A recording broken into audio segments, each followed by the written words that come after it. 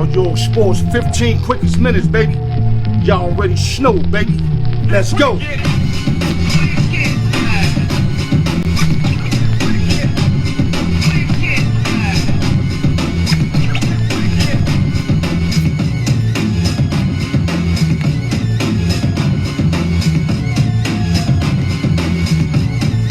Woo!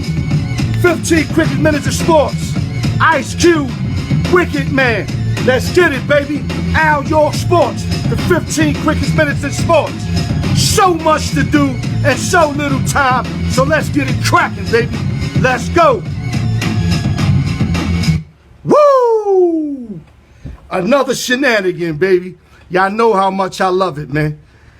Let's get it popping, baby. A lot of sports news again. Let's start off by saying, you know what I mean, make sure you guys go to YouTube, like, share, subscribe, put your comments in, hit the notification bell.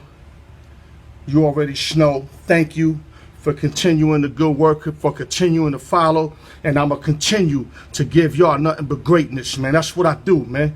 All right? And also, shout out to the East Coast, West Coast, Midwest, Las Vegas, New York City, LES to the death, Triple H everything. Dwayne Beeman, August 14th. I'm going to keep reminding y'all, anything pop up new, I'm definitely going to enlighten y'all. Credit fix, never too late to get your credit fix. Inbox me, IG me, email me, al.newyork@yahoo.com. Never too late to get your credit fix. Need advertisement, split screen, I'll mic check it. I'll take my whole shit to your lab. We'll figure it out. Hit a brother up.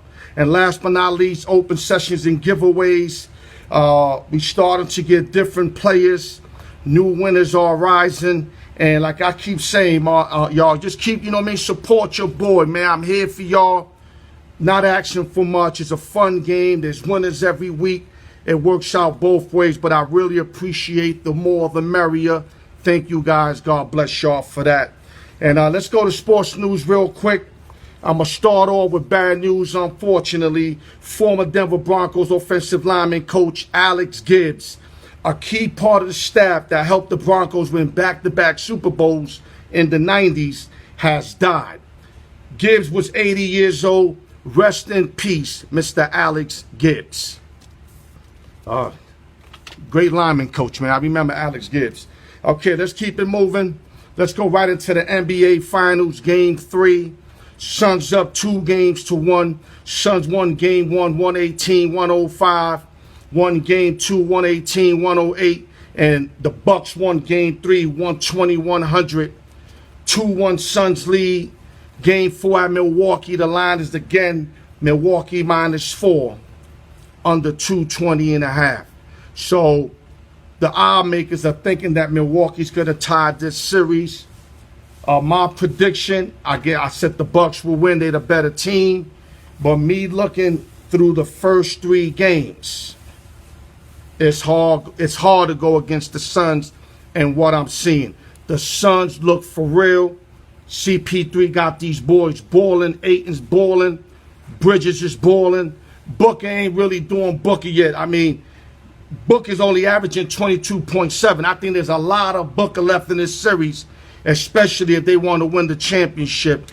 Booker's going to have to show out, which I think he will. Let me give y'all averages for the first 3 games. Like I said, Booker 22.7, 4.3 rebounds, 4.3 assists.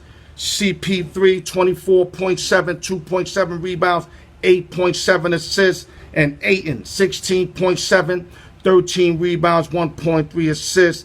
Those are your Phoenix Suns. Now I'm going to shift over to the Milwaukee Bucks.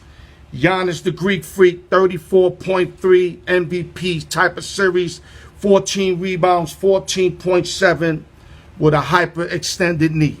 This guy's incredible. This guy's playing so good that if they lose the finals, I'll probably still give him the MVP, although they don't do it like that. But in my book, if he continues this work right here, I'm going to give him my own MVP and fuck what the league think. Chris Middleton, 19.3, 6.7 rebounds, 6.0 assists. And Drew Holiday, 16 points, 5.7, 8.3 assists. Milwaukee needs Middleton and Holiday to average more than what they average all season long. They need them to step their game up. Giannis needs help, especially from the other guys like P.J. Tucker, Brook Lopez, Brent Forbes, etc. Don't forget Bobby Portis. Bobby Porter's been big, fan favorite. Salute the Bobby Porters, who plays a hell of, he goes out there and he battles, man. And that's all you can expect from NBA players, is to give it they all, day in and day out. Now, my prediction now after game 3. Milwaukee has to win the next 2 games that they're going to win this series. That's just my prediction. They got to win these next 2 games. They got to go up 3-2 coming back to Milwaukee. If they down 3-2 coming back to Milwaukee, I don't think they're going to beat the Suns 2 games in a row. I don't see it. Especially with one being at the Valley in game 7 with CP3, who's the oldest and the hungriest out of everybody. I don't think CP3 is going to let them fold 2 games in a row. But if Milwaukee could get game 4 and somehow sneak out game 5, then I think they'll definitely win. But if they go, like I said, 3-2 back to Milwaukee, I think the Suns are going to win. That's just my prediction. I picked Milwaukee to win, but I'm just keeping it, thirsty with y'all on what I'm seeing right now. My prediction going in was Milwaukee. But what I'm seeing, I'm not in denial. I know what the fuck I see. I know what I see, bro. And what I'm seeing is that it looked like Phoenix wanted a little more, but we're going to learn a lot after game 4 going into game 5. Copy? And with that, great series. Let's continue with NBA. Great series. Let's go to other news. Bad news in the MLB. The National League lost rookie sensation Ronald Acuna for the rest of the year. Young stud who tore ACL, tracking down a fly ball in right field. It looked bad. You could see his knee, like when he landed. If you look real good through the paint, it looked like it overloaded, like it swelled up extremely quick. And that's when I knew his knee was blown out. He says that he's going to come back stronger than ever, although he's going to miss the rest of the season, but he vowed that he'll come back stronger than ever. And I believe this rookie because he loves playing baseball. He's one of the best rookies right now playing the game. Him, Tatis Jr., Ohtani, and all these other guys that are lighting it up in baseball. Sad news for the Atlanta Braves, who are in 3rd place behind the Mets. 4 games behind, and without Acuna, it's going to be real hard to catch the Mets. So I hate to say, I don't want to count the Braves out, but when you lose basically your best player and you're 4 games out and your pitching is suspect, I don't think they're going to make the playoffs, man. If they do, God bless them, but I just don't think the Mets is looking strong. Philly's starting to pick it up. I think it's going to be a Philly Met race, and if Washington Nationals can get it back together with all that pitching and hitting, they'll jump right back in the race. And I think eventually Atlanta will fold because they pitching ain't stepping up, and you ain't got your best hitter, leadoff hitter, who's just tearing up the baseball once again. And I just think it's a bad loss for the Atlanta Braves. Next subject, let's go to the All-Star game. Home run champ once again is the Polar Bear. Salute to the Polar Bear. I like the Polar Bear in that home run championship. He conquers that. Like today, he lit it up. God bless the Polar Bear and the New York Mets. I'm not gonna hate. I don't do that. He deserves it. Salute to him. But something I gotta point out. Growing up, the All-Star game used to be a game of privilege. Used to be a game that people were arguing when they didn't make the All-Star game, when they thought they deserved to be there. And it's sad to see, very sad to see, that a lot of people are denying their invites to go. And I think the Major League should start finding these individuals. Now, let me make this clear. If it's injury or a proven family situation, that's excusable. But just to do it to get rest or because they don't want to be in there is totally unfair to the baseball fan who pays to watch these players come out to the All-Star game. So I think the Major League start taking action and start finding these individuals. And not only that, it hurts the game, man. I mean, like I said, me growing up in the 80s, 90s, I mean, even the guys that made it 18 years in a row, they couldn't wait for the All-Star game. They couldn't wait. Now you got divas in their 6th, 7th year making for their 2nd, 3rd time denying invites? Nah, that can't happen. Major League Baseball needs to step up, needs to find these individuals where it hurts them. Not no light shit that they could just go like this. No, find these guys hard for not showing up to the All-Star game unless they have a real excuse not to be there. That's my final take on this subject right here. Let me go to other news. We're going to go to UFC 264 this Saturday. Conor McGregor 22-6 for Dustin Poirier 28-6. A fight that Conor McGregor really needed.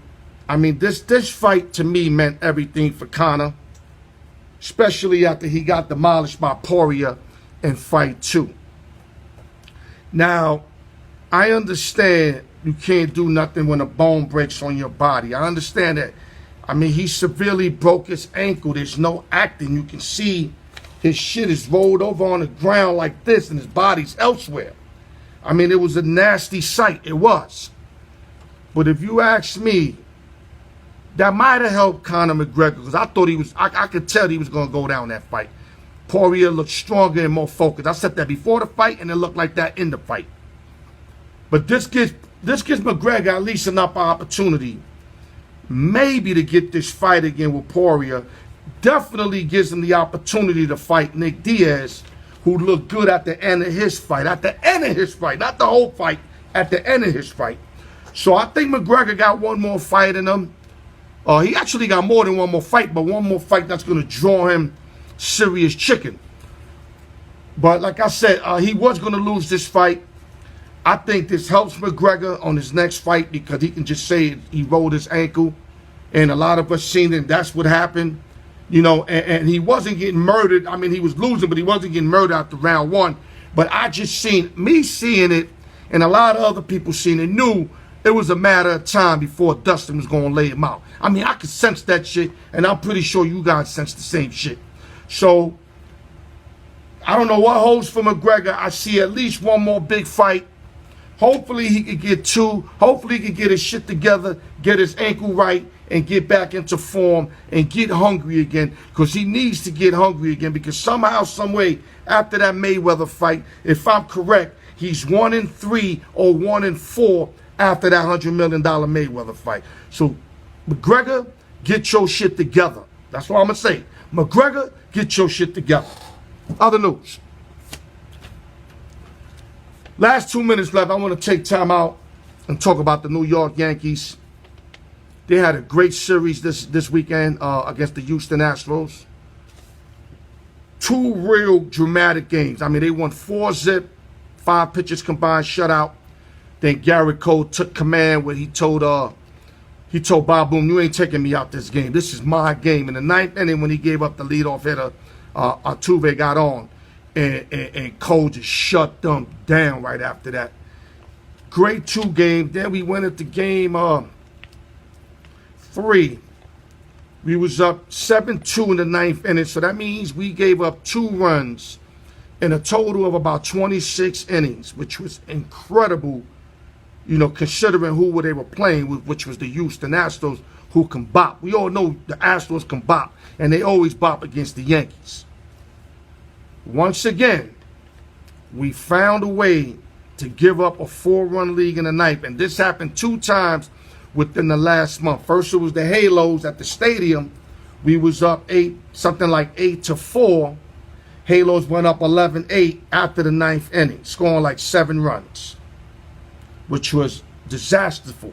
And then this loss, when Altuve hit a 3-run shot off Green to win the game, I mean, I could see if we bring in Chapman, I would have been all over Boone. I'm not blaming Boone because he brought in Green, which I thought was the right thing. I'm glad he didn't go Chapman again. Green lost it for us this time. So you can't really blame Boone. I mean, to me, he made the right decision. I didn't want to see Chapman in there. As bad as Chapman's been pitching, I could have seen the Astros score these runs. Matter of fact, I fell asleep during the game. I thought Chapman gave it up. When I seen 8-7, when I fell asleep like, what was it, 7-2? Right at the inning before, I said they must have brought Chapman in. But no, it wasn't Chapman. It was Hamon and then Green, and they both couldn't hold the lead. And this loss basically explains our first half of the season. This loss explains our first half of the season. We have to turn it around. I still think we got to get another pitcher, another left-hand hitter. I think that's very possible with the chips that we got. Cashman, boom. Bad loss, but at least we took the series. I can live with that. We took the series, but a horrible loss. Let's get it back together. Let's have an incredible run in the second half, guys. If we can do that, we can maybe fight ourselves to a wild card bid, and and then what? Then we never know what can happen. But we got to get a pitcher and a hitter. We got to do that ASAP before it gets too late. Sooner than later. And with that, let me put this back on. Thank you guys once again, man. Oh, man. I can't believe how fast this finishes, man. Tune in this Friday. Another open sessions and giveaways. Like I said, guys, continue to tap in. $5 a box. Unlimited boxes. You got new merch. Man, new merch that came in. We're going to continue to have new merch. And with that, God bless y'all. Al York Sports, the raw truth. Love you, motherfuckers. Wicked, man. Let's go.